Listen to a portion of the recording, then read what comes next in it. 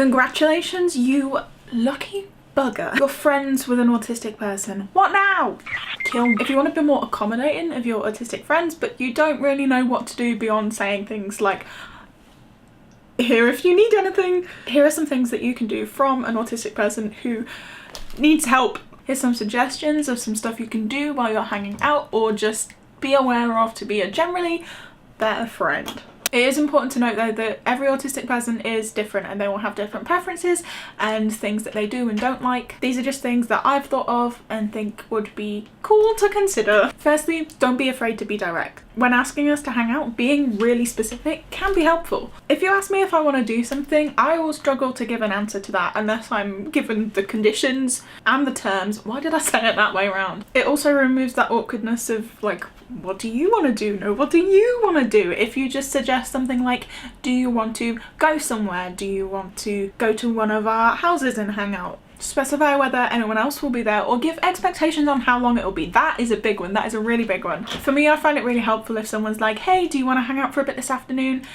And they ask me or say something along the lines of, cool, what sort of time do you like want to be done or want to get heading home? It's lifesaver. I never know how to ask like to leave when I'm like ready to go, so if we sort of pre-agreed, I know what the schedule of the day is going to be. Like, I go and hang out with them for a little bit and then afterwards I know like I'm coming home to do something for me and it makes me feel better about going. Some things to consider. Oh, and if it is an event where there's lots of people, if you're like, do you want to hang out? There'll be a bunch of people there. Here they are. Offering yourself as like a safe person to go to if you're like, I need a break, and no questions will be asked. Like if you need to go in a separate room or if you want to go home and won't be judged or like pressured into staying. Just having that sort of said in advance and you've got like a plan of action for any kind of eventuality. Sensory stuff. Is this like overexposed? Again, everyone's obviously got preferences, but if we're hanging out in someone's house, don't put the big light on. I am going to speak on behalf of just all people with brains here.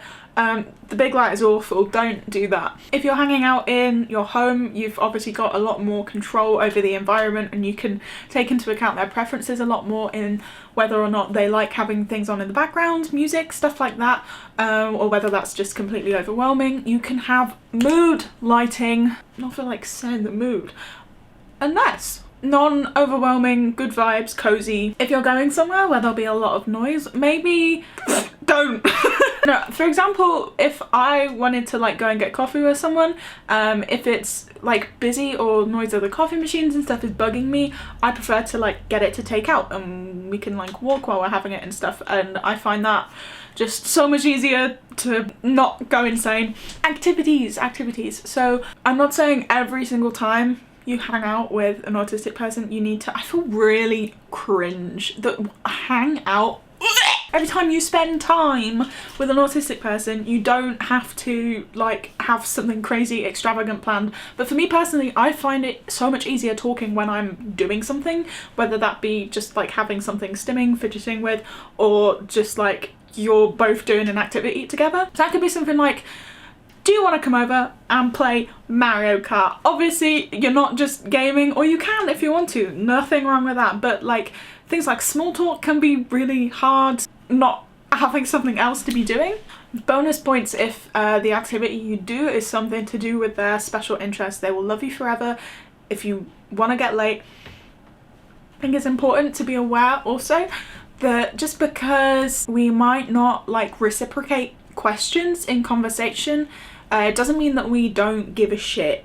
Often people ask me just in general conversation, how are you? And I will respond by saying good, completely forgetting that you're meant to ask that question back, or I ask it after way too long of a pause. If it seems forced or they don't say it at all, it doesn't mean that they don't give a shit, it's just, oh, I kicked my camera. Some people also assume that if an autistic person is talking about themselves or their own interest and they don't. A general rule I would say is assuming good intentions in conversation. If they're talking about themselves and their own interests, it doesn't mean that they are not interested in you. If it's something they're excited about and they want to share it, that is a good thing and just a different way of engaging in conversation, which is just more common with neurodiverse people. I've got a really itchy ear and it really distracted me from saying that sentence.